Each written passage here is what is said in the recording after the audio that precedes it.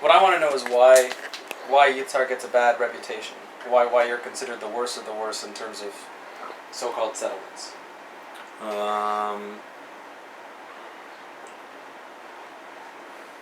I would say that Yizhar has non-political statements to say, meaning we're not politicians. We're not people who know how to work our way around.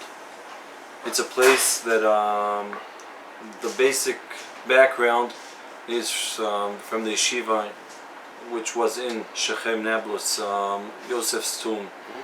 And there the basic line was going on the truth till the end.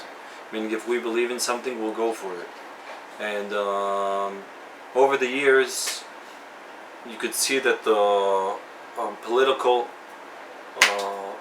pattern in Israel is going more left. Meaning, even though the right wing is ruling the country since basically the beginning of the 80s, meaning you had Rabin and Peres in the middle, but the big mass, today what the right wing politicians say is what the left wing politicians said in the 70s and the 60s. And what we're saying today is what the right wing all said back in the 80s.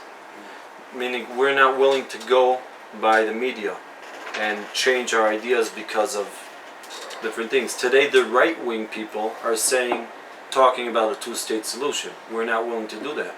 We still say this is the Jewish land. And that is a non-political thing to say.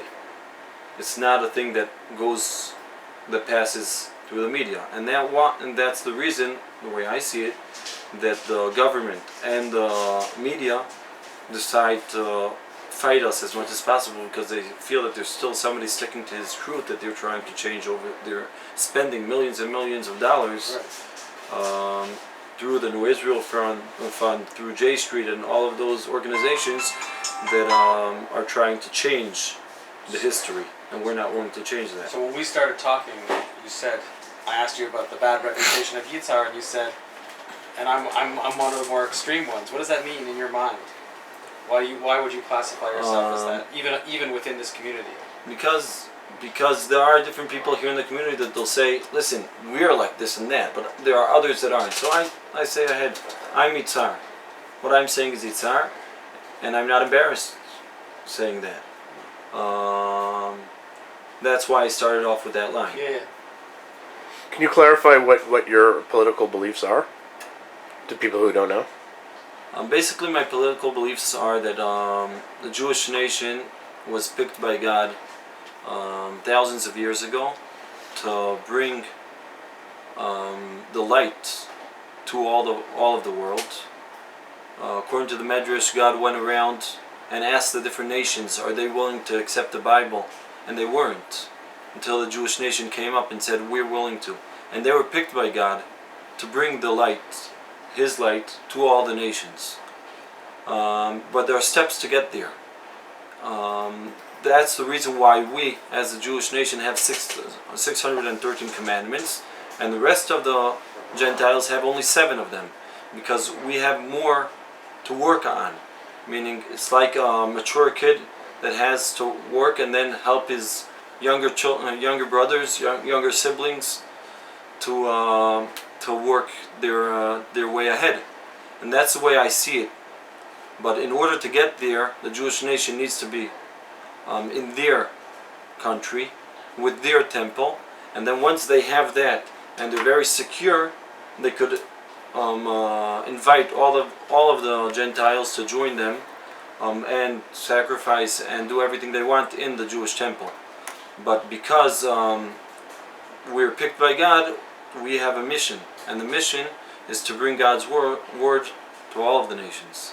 So when you say that the governments of today, even the so-called right-wing governments, are essentially parroting aspects of the left or of world public opinion, does that go so far as to a belief that the current governments of the State of Israel are not legitimate governments, are illegitimate, given that they might go against some of the beliefs of the larger nation of Israel, as you call it, or the people of Israel, or wanting to rebuild the temple? the question is what you call legitimate. Right.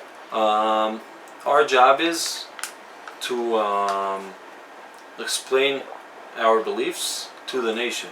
Mm. The government is something that that changes by what the nation thinks. And if I haven't succeeded to bring my word out to the nation, so I didn't succeed. Yeah. And the government is only what the nation thinks. Meaning, I'm not a political person that works to vote for a government or against the government. I work on the nation. I work on changing the society and changing, making history. And by that, we can move on. With that, we can move on. People are watching this are going to be thinking, yeah, but you're surrounded by Palestinians. How do they fit into the picture? Basically, my idea is that it's not a thing we could do today or tomorrow. It's a thing we have to work on. But because I'm backed by thousands of years of history, and I believe this is my land, and I believe even more than that, this is my land because I want them. It's for the Gentiles. It's for the Palestinian so-called. I don't call them Palestinians, but the so-called Palestinians. It's for them. If the Jews rule the world or are in charge here, that's the world or the country. The world, meaning. That's a big responsibility. Yes, definitely, it is. It is. But look at just imagine for yourself if the Jews were in charge of the world, or if ISIS were. Okay? Well, I don't think it's an either-or situation, but meanwhile, it's going towards ISIS. What they've been doing in the past 15 years is they're ruling the world. Since 9/11 and all what's going on around Europe and in Israel, obviously, and Syria, and so on and on. That's not what we do. We're a nation of peace. We're not a nation of war. And this small country here in Israel, even though it's very, very small, it's only now about 8 million citizens altogether, and it's the smallest state than most of the states in the world. It's in the center of the news always. And that's because everybody understands that this is the place, and the reason is because it goes thousands of years back, and you had the temples here, and you had the forefathers here, and all of that.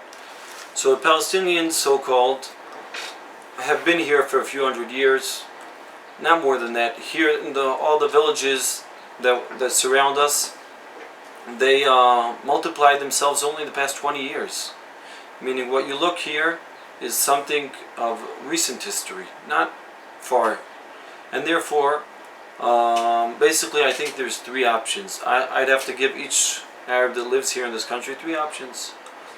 If he understands and he wants to be part of the state of Israel, he needs to understand that this is a Jewish state.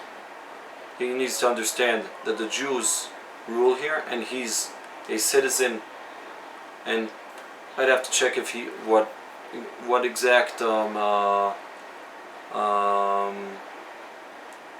what he's allowed to do and what he's not, if he could vote or not, and things like that. But check with who? We'd have to think those things out. But basically, the basic idea is that he understands that this is a Jewish state. Second, and if he doesn't want to do that, he basically needs to decide where else he wants to be. He has tens of other Muslim countries he could go to, but this is a Jewish state. That person who decides not to be here, I'll help him go. I'll find him work. I'll find him a home. I'll find him a job in other countries. If I would be a government today, I would work out deals with other countries that are looking for people that are willing to come and live and work there. But if the Arab is not willing to do either of those, meaning